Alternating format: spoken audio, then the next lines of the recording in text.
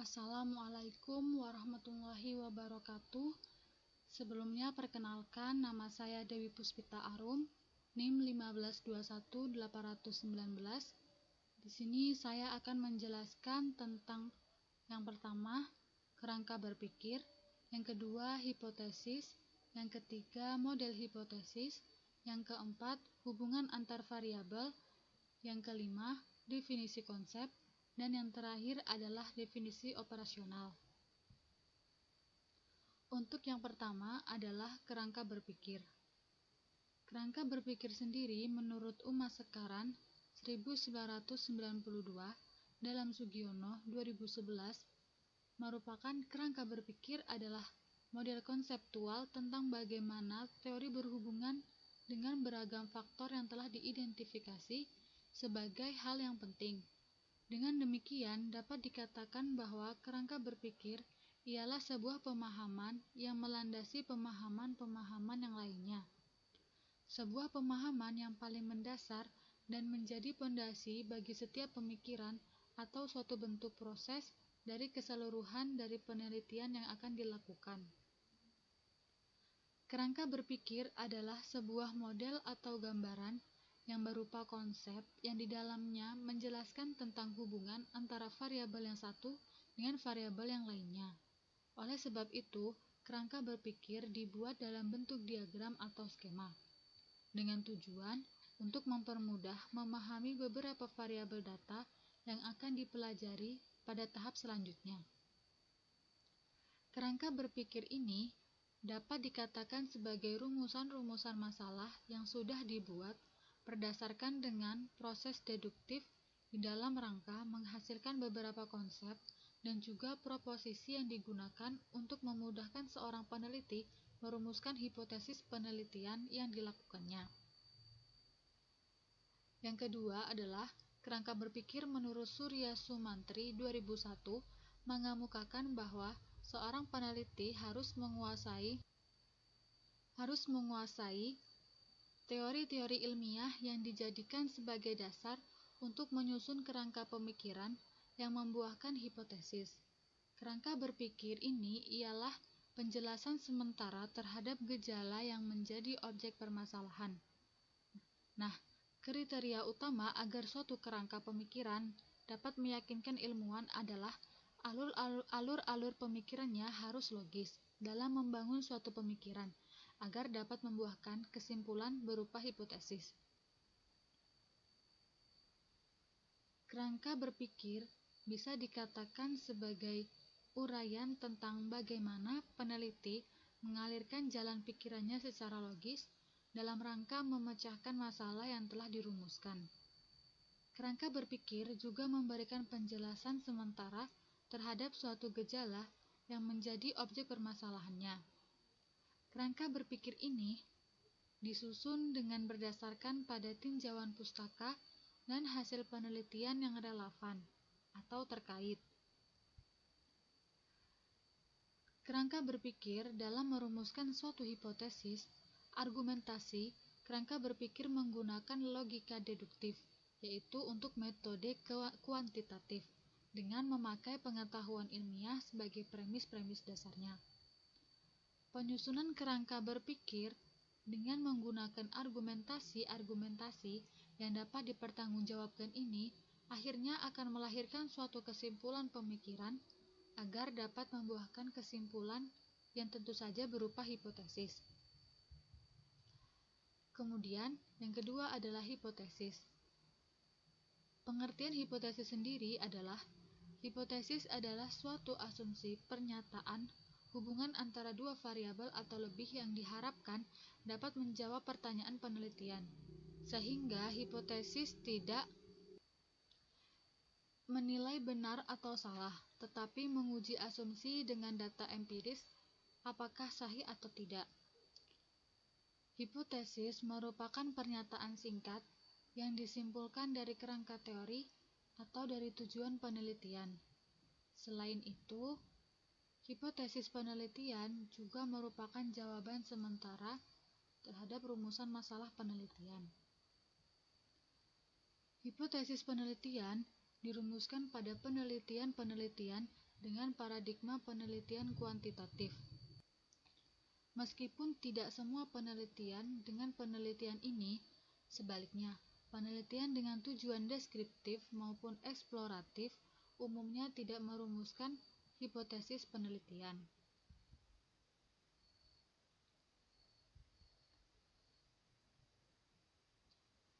Selanjutnya adalah hipotesis sendiri dibagi menjadi dua bentuk, yaitu yang pertama adalah hipotesis penelitian dirumuskan secara naratif berdasarkan kerangka berpikir penelitian dan landasan teori yang telah dipilih. Hipotesis penelitian dirumuskan dalam bentuk kalimat pernyataan tanpa kata diduga dan sudah mengarah bagaimana bentuk perbedaan atau hubungan yang dipermasalahkan. Banyaknya sesuai dengan kerangka berpikir atau model penelitian dan rumusan masalah. Bentuk yang kedua adalah hipotesis statistik. Nah, untuk hipotesis statistik ini dirumuskan secara matematis dalam bentuk dua kalimat matematika, dibagi menjadi beberapa bagian, yaitu yang pertama adalah H0, yaitu hipotesis 0, yang kedua adalah H1, hipotesis alternatif. Untuk uji hubungan dibagi menjadi tiga. Yang pertama adalah sederhana, yang kedua adalah multip, yang ketiga adalah kasual.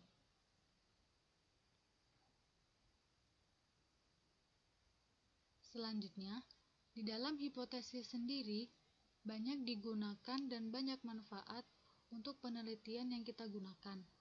Berikut ini merupakan manfaat dari hipotesis. Yang pertama adalah menjelaskan masalah penelitian.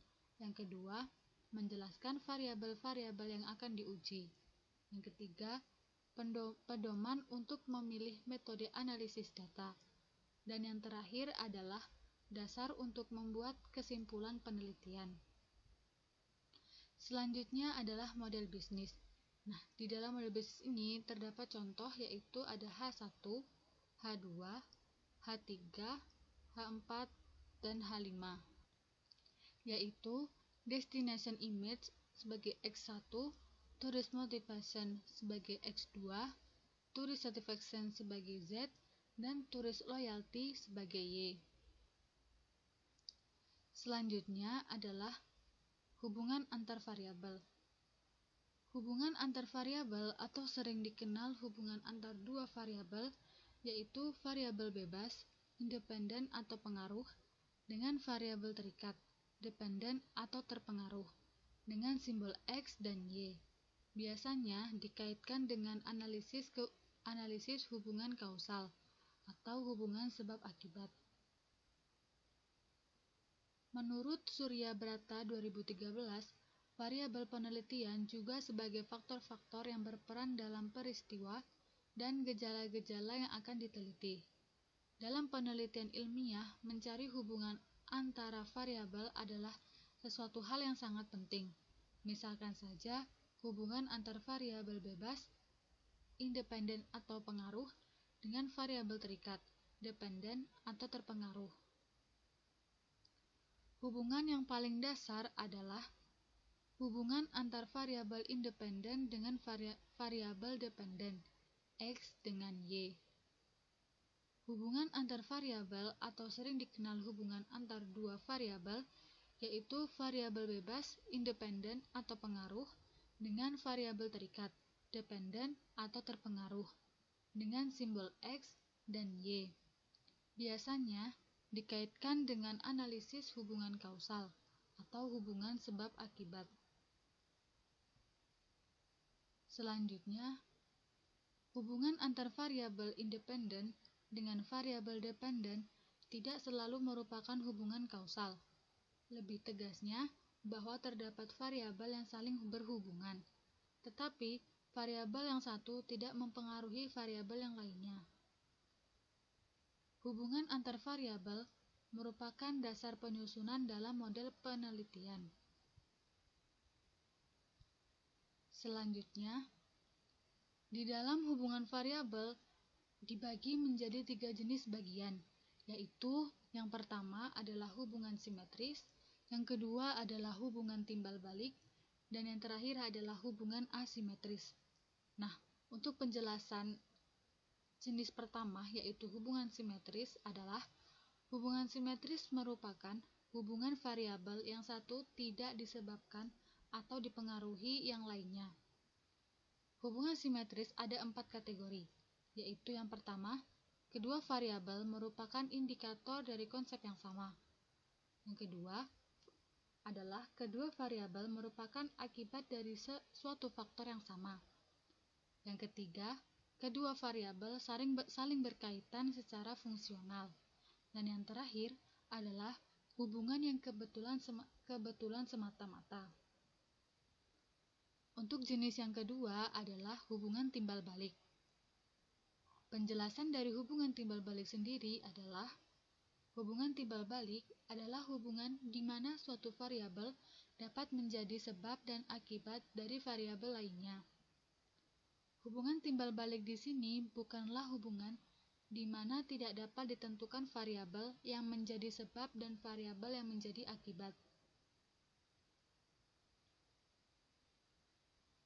Tetapi yang dimaksud di sini ialah apabila pada suatu waktu variabel X mempengaruhi variabel Y, sedang pada waktu yang lain variabel Y mempengaruhi variabel X. Untuk jenis yang ketiga atau yang terakhir, terdapat hubungan asimetris. Penjelasan dari hubungan asimetris sendiri adalah hubungan antara dua variabel, yaitu variabel independen pengaruh bebas terhadap variabel dependen terpengaruh. Variabel independen bisa terdiri atas dua variabel atau biasa disebut bivariat. Bisa juga lebih dari dua atau biasa disebut multivariat. Selanjutnya terdapat materi definisi konsep. Definisi konsep sendiri adalah unsur penelitian yang menjelaskan tentang karakteristik sesuatu masalah yang hendak diteliti. Berdasarkan landasan teori yang telah dipaparkan, dapat dikemukakan definisi konseptual dari masing-masing variabel. Definisi konseptual yaitu suatu definisi yang masih berupa konsep dan maknanya masih sangat abstrak, walaupun secara intuitif masih bisa dipahami maksudnya. Menurut Sugiono 2012, definisi operasional adalah penentuan konstruk atau sifat yang akan dipelajari, sehingga menjadi variabel yang dapat diukur. Definisi operasional menjelaskan cara tertentu yang digunakan untuk meneliti dan mengoperasikan konstruk, sehingga memungkinkan bagi peneliti yang lain untuk melakukan replikasi pengukuran dengan cara yang sama atau mengembangkan cara pengukuran konstruk yang lebih baik. Selanjutnya, definisi konseptual adalah unsur penelitian yang menjelaskan tentang karakteristik sesuatu masalah yang hendak diteliti. Berdasarkan landasan teori yang telah dipaparkan,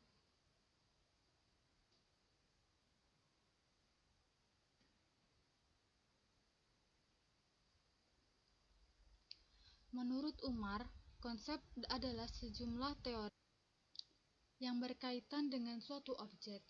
Konsep diciptakan dengan menggolongkan dan mengelompokkan objek-objek tertentu yang mempunyai ciri-ciri yang sama. Maka dari itu, konsep merupakan generalisasi dari sekelompok fenomena tertentu, sehingga dapat dipakai untuk menggambarkan berbagai fenomena dengan ciri atau kekhasan yang sama. Selanjutnya, definisi konseptual memberi arti konsep dalam istilah abstrak atau teoritis. Konsep adalah generalisasi dari sekelompok fenomena tertentu yang dapat dipakai untuk menggambarkan berbagai fenomena yang sama. Konsep adalah suatu pengertian dasar dari sesuatu yang akan diteliti. Untuk mengembangkan kerangka konseptual tentu harus memperkaya asumsi-asumsi dasar yang berasal dari bahan-bahan referensi yang digunakan. Hal ini dapat diperkuat dengan mengadakan amatan-amatan langsung pada lingkup area masalah yang akan dijadikan penelitian. Dengan demikian, kerangka konseptual yang dibuat merupakan panduan yang harmonis antara hasil pemikiran dari konsep-konsep dedukasi dan hasil empirikal atau induksi. Materi selanjutnya yaitu definisi operasional.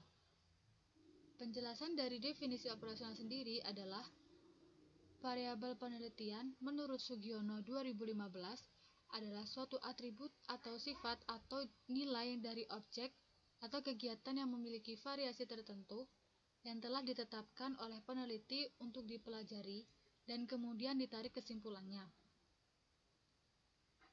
Definisi operasional variabel adalah batasan dan cara pengukuran variabel yang akan diteliti. Definisi operasional atau DO, variabel disusun dalam bentuk matrik yang berisi nama variabel, deskripsi variabel, alat ukur, hasil ukur, dan skala ukur. Yang digunakan yaitu nominal, ordinal, interval, dan rasio. Dalam merumuskan definisi operasional, kita boleh saja mengutip pendapat ahli.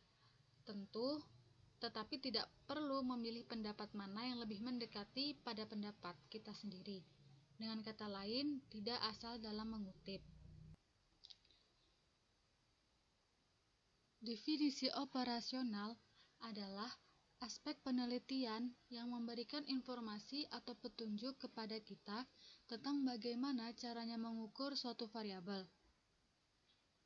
Informasi ilmiah yang dijelaskan dalam definisi operasional sangat membantu peneliti lain yang ingin melakukan penelitian dengan menggunakan variabel yang sama. Karena berdasarkan informasi itu, setelah variabel-variabel penelitian didefinisikan secara teoritis dan secara operasional, setiap variabel dapat dijabarkan dalam beberapa deskriptor, dan masing-masing deskriptor dioperasionalkan dengan beberapa indikator.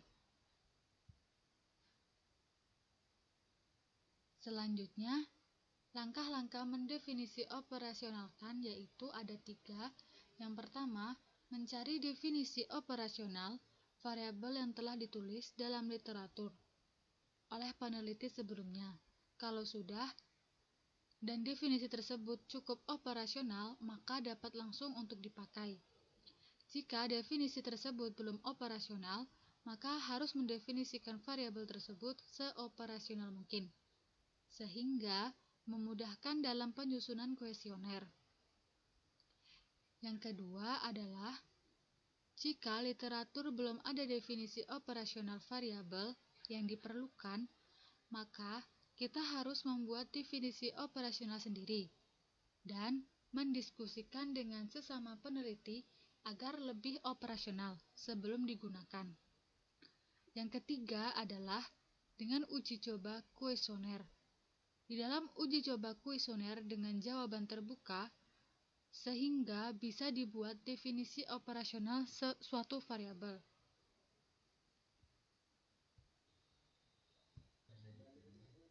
Selanjutnya dari definisi operasional adalah operasionalisasi variabel diperlukan guna menentukan jenis dan indikator dari variabel-variabel yang terkait dalam penelitian ini. Samping itu, operasionalisasi variabel bertujuan untuk menentukan skala pengukuran dari masing-masing variabel, sehingga pengujian hipotesis dengan menggunakan alat bantu dapat dilakukan dengan tepat. Di bawah ini terdapat tipe-tipe definisi operasional, dibagi menjadi 3. Yang pertama adalah definisi operasional tipe A, yaitu definisi operasional tipe A atau pola 1 dapat disusun didasarkan pada operasi yang harus dilakukan, sehingga menyebabkan gejala atau keadaan yang didefinisikan menjadi nyata atau dapat terjadi.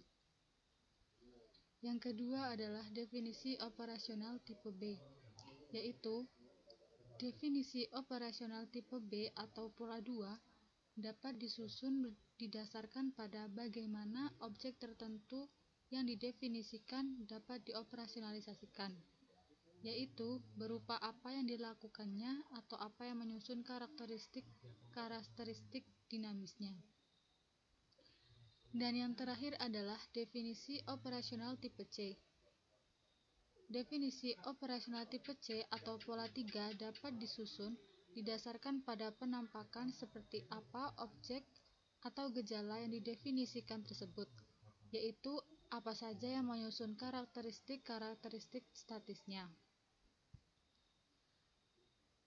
Selanjutnya, dalam setiap penelitian pasti terdapat variabel penelitian.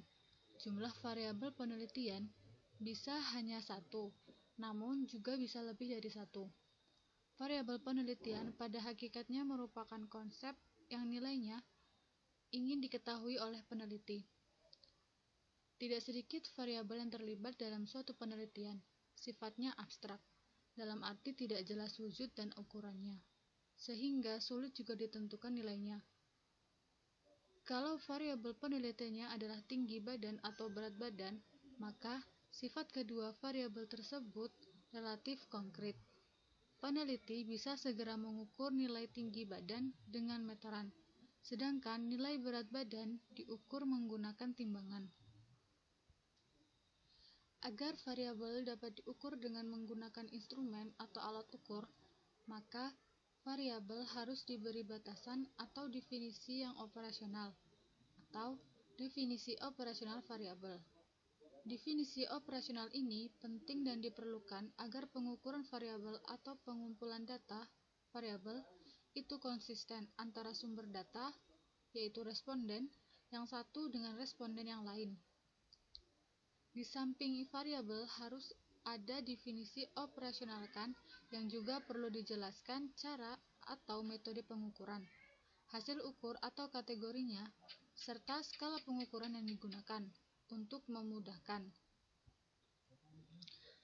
Biasanya definisi operasional itu disajikan dalam bentuk matriks yang terdiri dari kolom-kolom. Selanjutnya, definisi operasional variabel adalah proses penentu ukuran suatu variabel. Maka, tidak semua variabel penelitian harus disusun definisi operasionalnya. Misalnya, penelitian yang tujuannya adalah ingin mengetahui pengaruh iklan terhadap volume penjualan. Iklan adalah variabel bebas, dan volume penjualan adalah variabel tergantung dari dua variabel tersebut.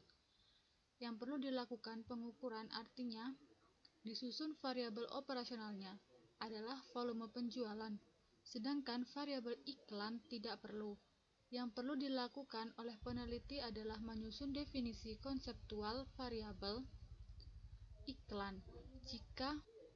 Jika metode penelitian atau rancangan penelitian yang akan diterapkan adalah pre- and post-test design, maka peneliti harus membandingkan volume penjualan sebelum ada iklan dengan volume penjualan setelah ada iklan. Kedudukan iklan dalam rancangan penelitian tersebut adalah sebagai bentuk perlakuan atau treatment. Selanjutnya, definisi operasional variabel dalam penelitian merupakan hal yang sangat penting guna menghindari penyimpangan atau kesalahpahaman pada saat pengumpulan data. Penyimpangan muncul dalam bentuk bias. Penyimpangan dapat disebabkan oleh pemilihan atau penggunaan instrumen atau alat pengumpul data yang kurang tepat atau susunan pertanyaan yang tidak konsisten. Namun, bukan berarti bahwa semua variabel perlu diberikan definisi operasional variabel yang sudah jelas.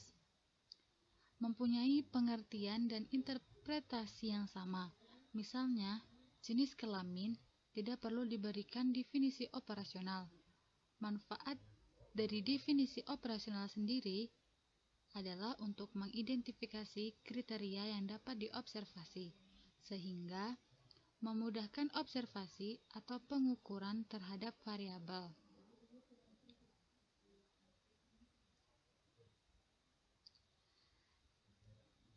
Sekian presentasi yang bisa saya sampaikan, kurang lebihnya mohon maaf.